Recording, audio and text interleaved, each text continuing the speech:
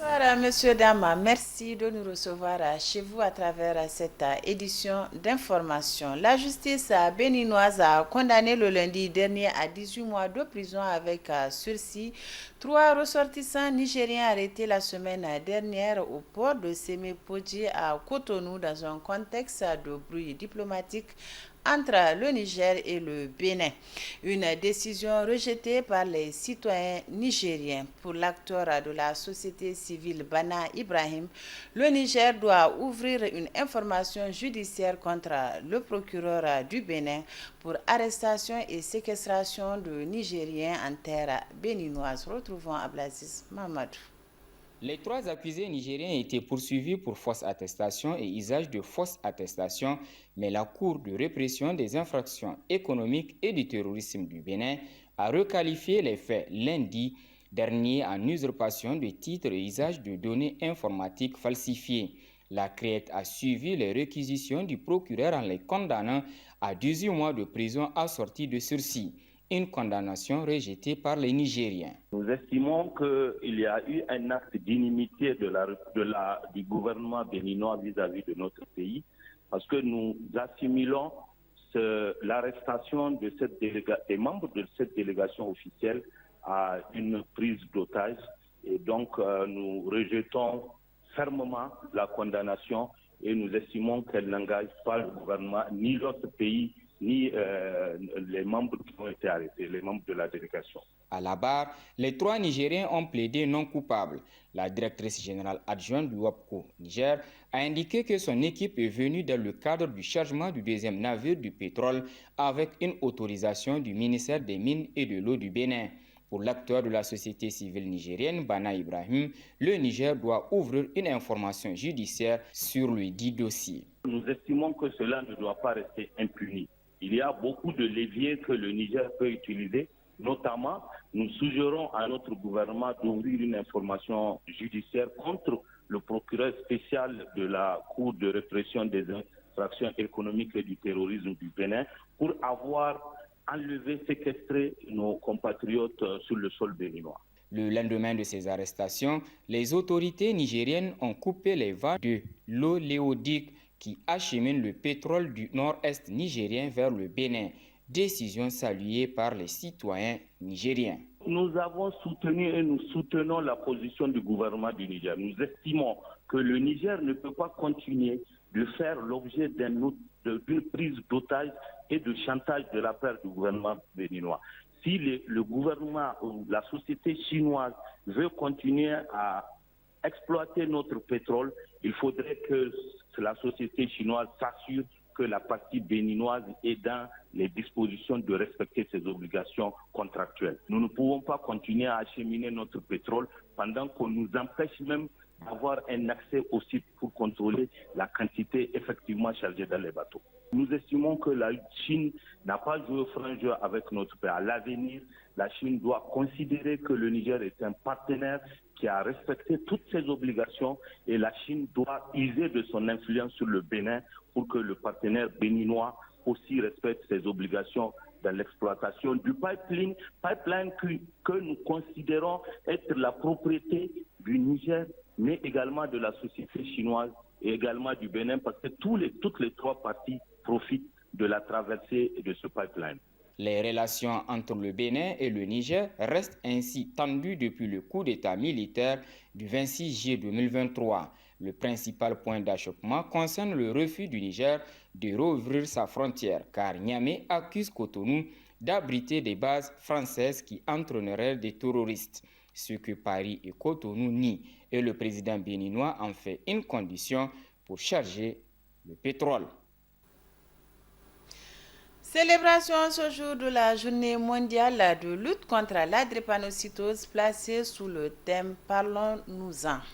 C'est le ministre de la Santé qui a présidé la cérémonie au Centre national de référence de la drépanocytose en présence de plusieurs invités. Le compte rendu avec Souleymane Ousmane et Ibrahim Idi.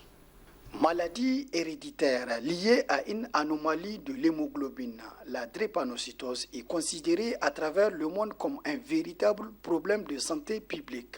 C'est conscient de cet état de fait que le 19 juin de chaque année est consacré comme journée mondiale de lutte contre la drépanocytose. À Niamey, cette célébration se déroule sous la houlette du Centre national de référence de la drépanocytose à travers le ministère de la Santé publique. La première responsable du dit centre a de prime abord situé l'importance de la journée avant de donner une vue globale de la maladie drépanocytose au Niger. À la date d'aujourd'hui, 9400 drépanocytaires sont suivis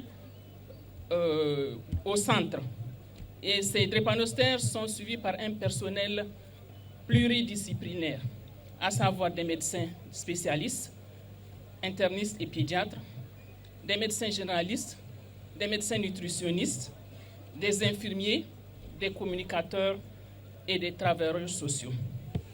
Les prestations offertes se résument en 2023 à 17 301 consultations réalisées, dont 3 365 enfants de moins de 5 ans. Plus de 900 cas de drépanocytose ont été dépistés en 2023, avec une hospitalisation chaque 4 heures et un nouveau cas dépisté chaque 5 heures. La drépanocytose, parlons-en, thème de cette année qui, selon le ministre de la Santé publique, cadre parfaitement avec les orientations des nouvelles autorités en matière de santé publique dans ce domaine. Il me plaît de porter à votre connaissance que la lutte contre cette maladie est d'une importance capitale dans notre pays, eu égard à la proportion des personnes atteintes. En effet, un Nigérien sur 4 porte le gène de la drépanocytose, sachant que ces porteurs peuvent à leur tour la transmettre à leurs enfants. En tout cas, selon une étude faite en 2015 dans la communauté urbaine de Niamey. Face à ce défi, le président du Conseil national pour la sauvegarde de la patrie, son Excellence le général de brigade Abdrahman Chani, chef de l'État, réserve une place de choix à cette lutte. Au Niger, selon les statistiques, la prévalence du trait drépanocytaire AS est estimée à 23%, avec environ 5% du syndrome drépanocytaire SS, SC et bêta-thalassémie. La commémoration de cette journée a été marquée par le témoignage des patients de la drépanocytose, la remise d'un don de médicaments de l'OMS au ministre de la Santé publique et la visite des locaux du Centre national de référence de la drépanocytose. Des séances de dépistage sont également prévues sur les sites retenus pour la circonstance. Célébration ce jour dans l'enceinte de l'école SOS Village d'enfants par la Direction générale de la protection de l'enfant d'une journée de solidarité à l'endroit des enfants de la rue, certains orphelinats de la capitale et ceux de l'école des sourds et des aveugles. Une célébration qui rentre dans le cadre de la commémoration de l'édition 2024 de la journée de l'enfant africain. Retrouvons Boubacar Amadou et Ibrahim Ousmane. Cette cérémonie rentre dans le cadre de la commémoration de la journée de l'enfant africain célébrée depuis le 16 juin 1991 en souvenir au massacre des centaines d'enfants de Soweto. Elle est organisée par la Direction générale de la protection de l'enfant en collaboration avec SOS Village d'enfants à l'endroit des enfants de la rue, ceux de certains orphelinats de la capitale, de l'école des sourds et des aveugles. Cette journée, dite journée de solidarité, vise à offrir un cadre de détente et de loisirs à ces enfants. Cette année, cette journée a coïncidé avec la fête d'Aktabassi.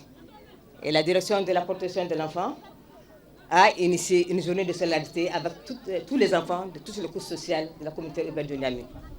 Et à cette occasion, le ministre de la Santé publique, de la population et des affaires sociales, médecin le colonel-major Garba Hakimi, et vous souhaite donc une bonne journée donc, de la solidarité et vous exhorte de faire de cette solidarité, de cette journée de la solidarité, un gap pour vous, pour exactement internaliser, pérenniser cette solidarité, car vous êtes les garants donc, des valeurs sociales dans le futur. La direction de la protection de l'enfant, effectivement, va vous faire jouir un de vos droits, le droit donc, de loisirs et de jeux. Et à cet effet, évidemment, nous allons organiser une grande kermesse au cours de laquelle, chers enfants, vous aurez à gagner beaucoup de prix et vous serez évidemment contents à rentrer à la maison. Par cette journée de loisirs, la Direction générale de la protection de l'enfant permet à cette couche vulnérable de la population de jouir d'une de ses droits. Au menu de cette journée, plusieurs activités, des chants, danses, poèmes, kermesse, un petit déjeuner et un déjeuner. Bref, tout ce qui permettra à ces enfants venus des 4 coins de la région de Niamey de jouir et de se détendre. Depuis un bon moment, les prix des denrées alimentaires, en particulier des céréales, connaissent une hausse vertigineuse avec des répercussions profondes sur la vie quotidienne des Nigériens. Une situation dont l'impact sur la population n'est plus à démontrer et qui risque de se corser davantage si rien n'est fait d'ici là. Le commentaire de Sidikou Haruna. Les marchés de notre pays sont actuellement marqués par une hausse spectaculaire des prix des denrées de base. Cette hausse se ressent particulièrement dans l'achat des céréales. Très prisé par nos concitoyens, le sac de 100 kg de mil, par exemple, se négocie aujourd'hui autour de 40 000 francs CFA, voire plus, alors que le riz, lui aussi, très prisé, atteint des sommités allant jusqu'à 20 000 francs CFA. Ces chiffres sont on ne peut plus alarmants dans un pays où la majorité dépend principalement des céréales pour leur alimentation. Une situation désolante pour Mohamed Nouri, président de ADDC Ouadata. Le constat est évident et il est réel. Il est réel parce que non seulement on est en période de soudure, mais généralement en cette période de juin jusqu'à mi-août, les prix des céréales coûtent extrêmement cher, particulièrement les céréales locaux. Les conséquences, tout le monde le vit. On vit ces conséquences-là. Non seulement c'est un problème de disponibilité, même avec le score, quand les stocks s'améliorent, les gens spéculent, les commerçants spéculent. Maintenant, c'est qu'on vit la charité, en tout cas, dans tous les territoires nationaux. En ce qui concerne le riz particulièrement, qui est importé, largement importé. Pour le président de ADDC Ouadata, plusieurs facteurs se sont conjugués pour créer cette situation. La campagne hivernale 2023 a été déficitaire. Alors, du fait de ce déficit, mais aussi de la récurrence de ce déficit, la disponibilité des produits céréaliers surtout locaux, en tout cas, est vraiment laisse à désirer.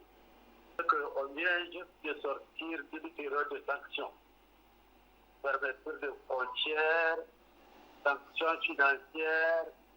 Donc, tout ça là, ça a entraîné un ralentissement de l'approvisionnement du pays, particulièrement en ce qui concerne le riz et les produits et les autres produits importés.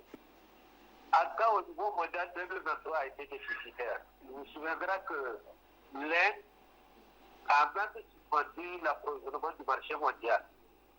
L'insécurité galopante dans la zone de 3 frontières a aussi ralenti l'approvisionnement. Face à cette situation, il est crucial d'explorer des pistes de solutions durables pour stabiliser les prix des denrées alimentaires et protéger le pouvoir d'achat des citoyens. L'État s'y doit d'investir dans l'agriculture locale pour aider à réduire la dépendance des Niger vis-à-vis des importations de céréales. Le gouvernement doit songer aussi à mettre en place des politiques de régulation des prix pour empêcher les spéculations excessives et injustifiées. Des mesures à mettre rapidement en place au risque de voir la situation se détériorer davantage avec l'installation en cours de la saison des pluies qui est généralement considérée comme une période très propice à l'envolée des prix des produits céréaliers. Demain, 20 juin 2024, débuteront les épreuves écrites du BEPC, suivies de celles du CFEPD le 24 juin et enfin celle du baccalauréat le 25 juin. Une de nos équipes a attendu son micro candidat en cette veille des différents examens. Reina Moussa et Mamadou Tchori. Tout semble au rendez-vous pour démarrer les examens de fin d'année scolaire session 2024. C'est du moins la sérénité que dégagent les candidats que nous avons abordés ce 19 juin. Ils se préparent du mieux qu'ils peuvent. Certains s'exercent même en petits groupes. Non, l'examen, il n'y a rien à craindre. On s'est bien préparé dès le début de l'année. On n'a rien à craindre. C'est comme ce qu'on fait à l'école. C'est comme les compositions, les devoirs. Donc, c'est juste c'est la pression seulement. Sinon, il n'y a rien à avoir peur dedans. On sait les épreuves. Déjà, on s'est bien révisé, alhamdulillah. On attend les épreuves. C'est vraiment pas facile avec l'année, mais quand même, on arrive bien à réviser. Oui, avec des exercices communs avec les camarades. En un mot, ça se passe bien. Tout va bien, alhamdulillah, on rend grâce à Allah. Même si ces candidats se disent fin prêts pour affronter les épreuves écrites, ils ont tenu à lancer un appel à leurs camarades ainsi qu'aux correcteurs. L'appel, la chose que j'ai à dire aux candidats, c'est qu'il ne faut pas avoir peur et qu'il faut vraiment réviser. Et si c'est l'année, si c'est l'année de la réussite, Inch'Allah, ça va aller. Donc, il faut juste étudier, réviser et se reposer. Parce qu'il faut mettre aussi l'accent sur ça. Et de ne pas s'inquiéter, de ne pas avoir peur, surtout dans la salle, parce que ça perturbe. Les correcteurs d'être justes, de ne pas être méchants, quoi. De faire la correction comme il se doit. D'être juste, c'est tout. Et le président du jury, de nous donner nos droits, de faire les réclamations et autres là. Et je fais appel à tous mes camarades d'être concentrés, de n'avoir peur de rien. Ce n'est rien. C'est juste un examen, Inch'Allah, on va réussir. L'appel que j'ai au correcteur, de bien corriger les copies. Le top départ des examens de fin d'année scolaire sera donné ce 20 juin à travers les épreuves écrites du BEPC. Ils seront environ 300 000 candidats CFEPD, BEPC et baccalauréat qui affronteront les épreuves écrites sur toute l'étendue du territoire. Bonne chance à tous les candidats. Monsieur, dames, ici se referme cette édition d'information. Merci à vous de nous avoir suivis. Excellente soirée en compagnie de nos programmes. Bonsoir.